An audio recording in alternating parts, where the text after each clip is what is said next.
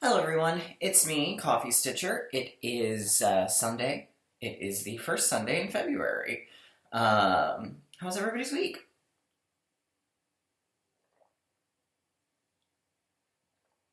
Awesome, it's really good to hear. Um, I got clocked by the dog by accident. It's a little bit blacker than I expected it would be. I hope everybody had a great week. I noticed that my comments have dropped since I decided to bring ads back, so we're gonna do away with ads. So if you had stopped watching because of ads, they're gone. So you don't have to worry about that again. That was a failed experiment. All right, so we've got Q&A. We only have a tiny little bit of haul, but we do have WIP updates, so yay for that. Like I said, we've got a tiny bit of Q&A. As always, I really do enjoy questions, so please don't be afraid to drop questions below. The and we'll dive right on in. So we'll talk about, let's do the Q&A. So and I'm gonna grab something real quick. So the first couple of questions all come from Brian Mitchell.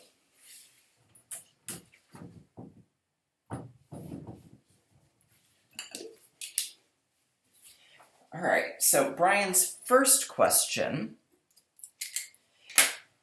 is, I need a piece of 14 count easy grid cross stitch fabric with it looks like centimeters. Can you let me know what size I need to get? I've actually never worked with easy grid. Your best bet for a question like that would definitely be to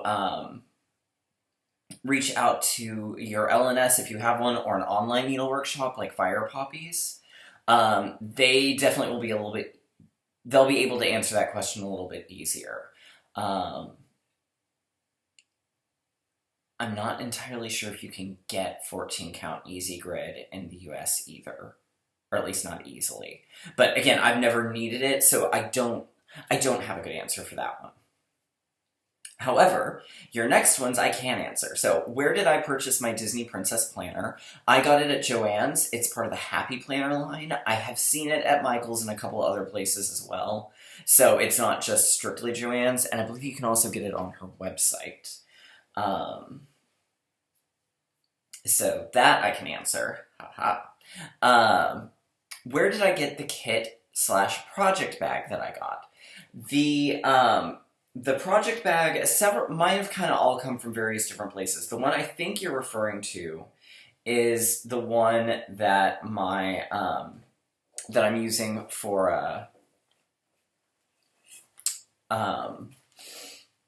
the chicken kit. Which the chicken kit, it's an older kit. I got it from Michelle Bendy Stitchy was doing a D-stash, and I got it through there. This bag, however, came from Delicious Threads, I believe. Yes, Delicious Threads. So she sells bags. It's deliciousthreads.com. I have a couple of hers. I have a couple of bags from Whip It Up Project Bags. I have one that's a So Much to Love. A couple that my wonderful friend Mandy made me. So they're kind of from all over the place. I've got one that my friend Robert made me. So I don't have a definite answer for you on that. Definite answer, but I can at least tell you that's where I've gotten my bags from. His final question is, what is a WIPGO board? So I have my nice fancy printed one that I did. So this is a WIPGO board. It's a little bit like bingo, where you've got 5 across, 5 down, and each month 2 squares are called. The yellow one I chose to be a free space, although you have the option of putting something else in there. Because obviously, 2 numbers a month, 12 months in the year is 24, so that would be your 25th. So, since there was no real guarantee of when it was called, I didn't want to have an accidental month where there might be a third WIPGO that I needed to mark off. So my this month, the fourth one, which in my case was 300 stitches, and you basically put in goals that you want to achieve, and then when that number is called, you try to work on it that month. So mine, I basically did non-specific projects to. So in this case, like 300 stitches on a Mirabilia, it's because I have one that I've been wanting to finish, but I didn't want to limit myself in case I didn't feel like working on that one. So that one, and then 20 was the other one, which was 300 stitches on a whip chosen by the Hufflepuffs. So, so that is a WIPGO board. It is a group on Facebook. It's run by Jessie Marie of Jessie Marie Does Stuff. And you can check it out there.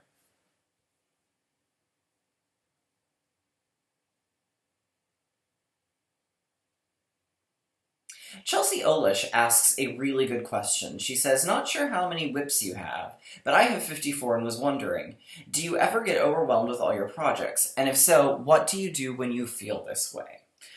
Yes, that answer is a definite yes. One of the things I do is I tend to, at that point, that's a lot of times when I'll do my rotational shakeups, try to get a couple of things that are somewhat close to finished so that I can feel slightly better about it. And sometimes that's also when I'll go through it and I'll cull the herd and see, you know what, I'm not ever going to work on this, or I started this and I don't like it, and I'm not very far, so we're just going to scrap it. Or, you know, I like this project, but right now I have too many that are like this, so it needs to be put away. So that's kind of how I handle it. What I try to remind myself is that this is a hobby and this is for fun, and if I need to alter something or change something or do something a little different, it's okay. It's not going to be the end of the world. Susan Acevedo suggested that I look at table runner kits from Jordan Fabrics, and I definitely will. I got the notification from Missouri Star that I think it was a jelly roll that I ordered, is ready to ship. So I'm hoping maybe, because I've got a 3-day weekend next weekend, I'm hoping maybe I can at least get the top parts done. And then look into buying my backing fabric, which will probably just be something cheap, because these are just table runners and no one's going to see the back of them. And nothing really sits on those tables, so.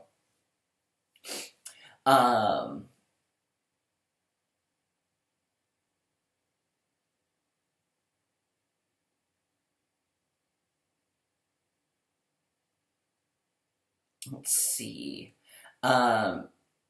Miss Lolab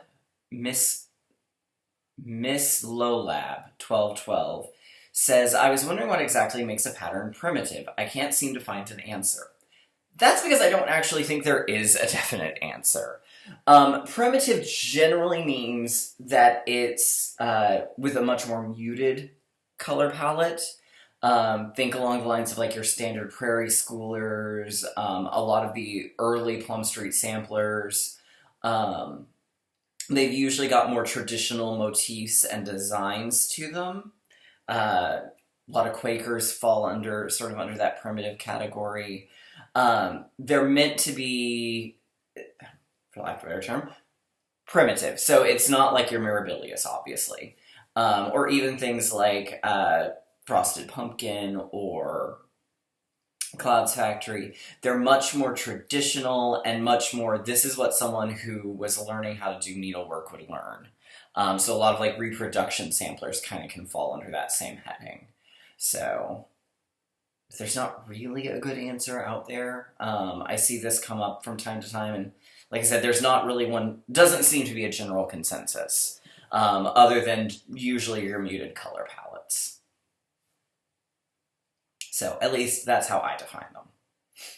Karen Moore asks, what advice can you give on stitching with Kreinik? Smaller, don't, now I'm one, I will do the full, like, tip to elbow length.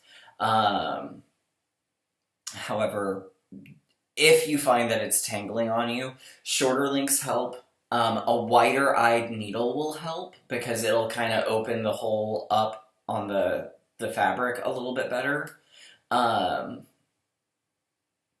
So a wider-eyed needle, like I usually use a 28, but sometimes on Krynex I use a 26, particularly if it's one of the high luster or holographic ones, because those tend to fray on you worse. And I don't mean fray like in the middle, I mean like they untwist.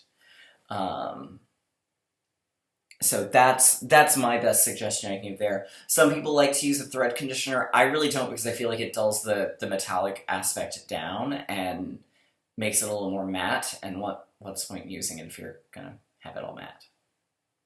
But that's me.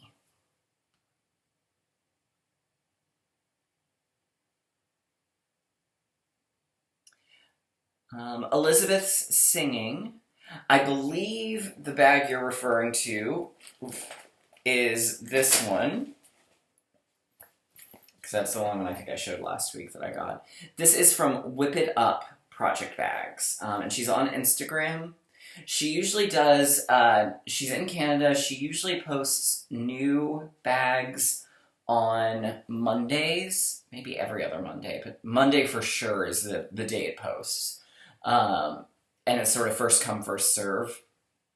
And then she'll occasionally take special orders, like this one was a special order because she got a fabric in, so it was the first 10 people to say what they wanted got one. And she's fairly reasonably priced, and she sends you candy too, which doesn't usually stick around long enough to make it for a video.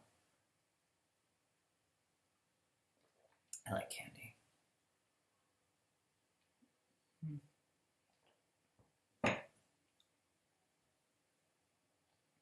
Lisa O asks, can I buy the cat with the macrame planter as a separate pattern? She's referring to the Hige stories designs that I've got going. They're by New Leaf Craft on Etsy, and yes, you can buy them individually, or you can buy a collection of all 12.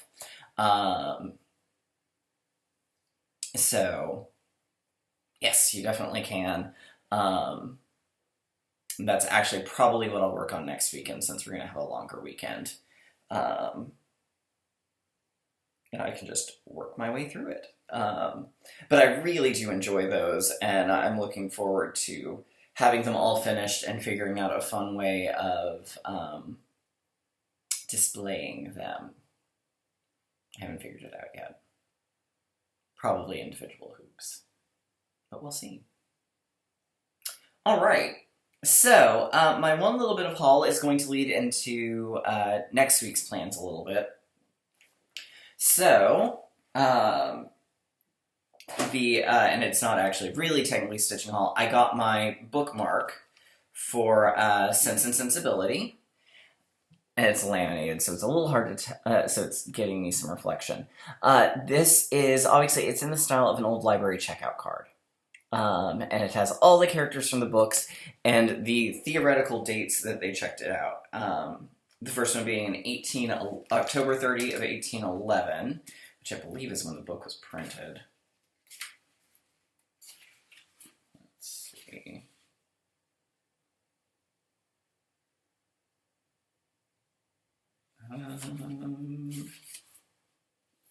Well, it doesn't actually say in here. That kind of surprises me. Oh, this is part of the Everyman Library. I didn't realize that when I picked this up. Alright, I think that's about when the book was published. Don't quote me on that. Please don't quote me on that. Alright, so one of the things it starts Saturday. Saturday is G's birthday, so I'm not sure how much stitching or reading I'll get done that day. But again, here is my lovely Everyman's Library movie tie-in edition of Sense and Sensibility that I've got. I'm going to go ahead and slide the bookmark on in, even though that's not where it's going to probably be when I finish working on it for that week. And then we've got the kit. So we will be starting this coming weekend. Because my goal is to finish part 1. hopefully. All right, so, all right, badoop, badoop, badoop. So let's dive into what we worked on. So I worked on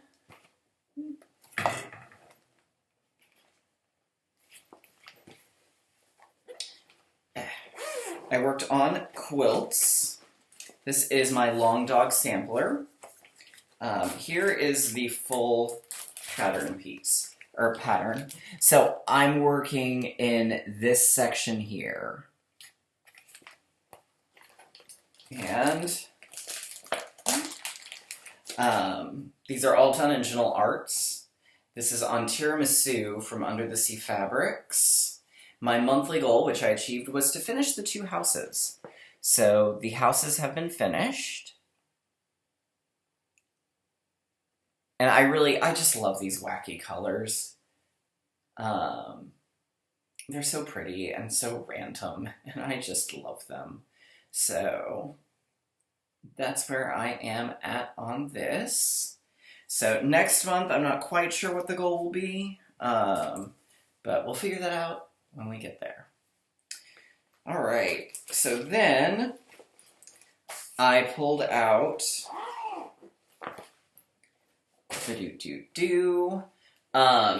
Spring Garden Club, and this one I actually took to work on the last couple of days at lunch.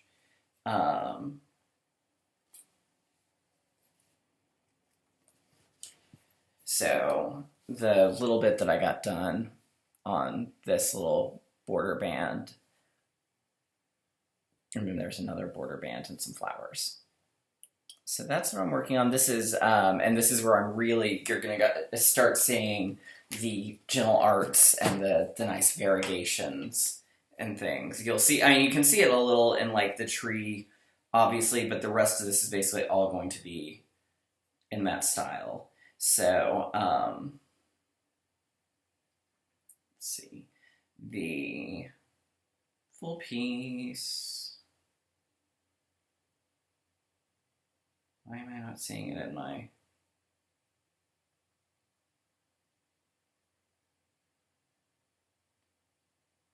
Where did it go?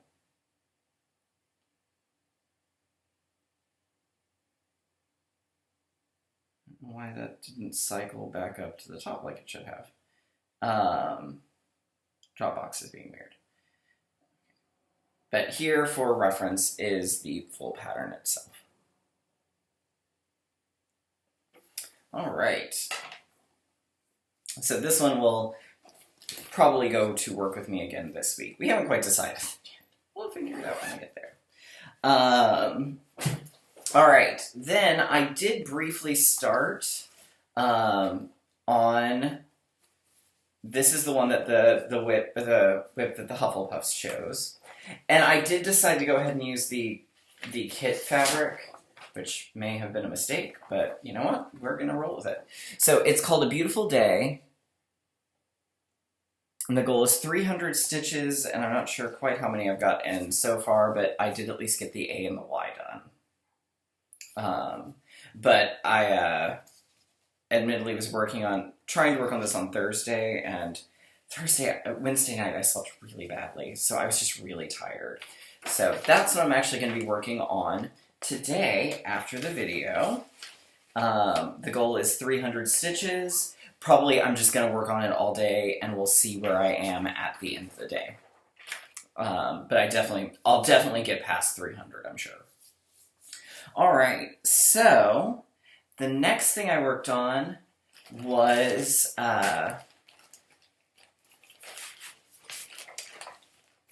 Woodland Fairy. This is my Mirabilia. As y'all may remember, I think I mentioned this last week, I kept counting wrong in the wing, and I actually discovered another counting error that I'm just going to have to roll with, and we'll figure out from there.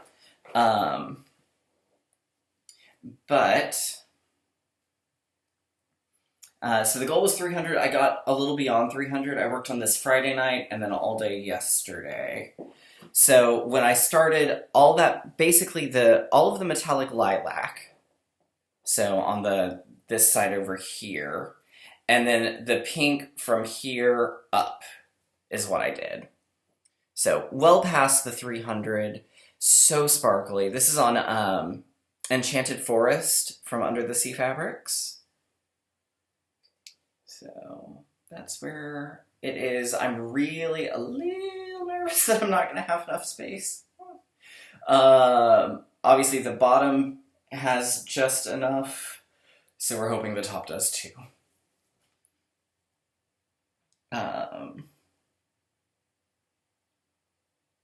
Otherwise I might cry. All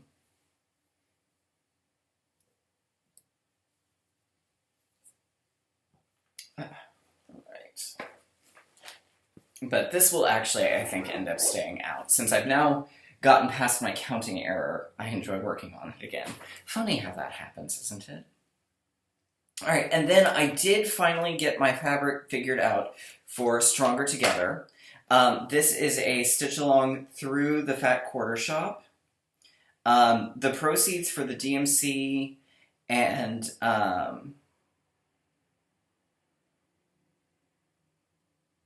the quilt kit, because there's also a quilt version, all went to the, we're all going towards the I think it's the United Negro College Fund. I wish they had actually printed that on here somewhere, but they didn't. So you saw last week the thread pack, and I've decided I'm going to stitch it on Emerald Grotto by Under the Sea Fabrics. So it's kind of a similar, it's a little more green than what they chose, but that's okay. It'll still be pretty either way we shake it. So, I don't quite know when I will be starting it, but I have it ready for when I'm ready. But probably here soon. And that one actually may end up being a work project, at least for the first part, because of the blue triangles. Those are going to be a bit of a beating. But that's okay, because they're really pretty. So, yeah, that's, I think, kind of it for me this week. Not really too much to add. If you have any questions, of course, please drop them down below. And I will see you all next week. Have a good week, everybody.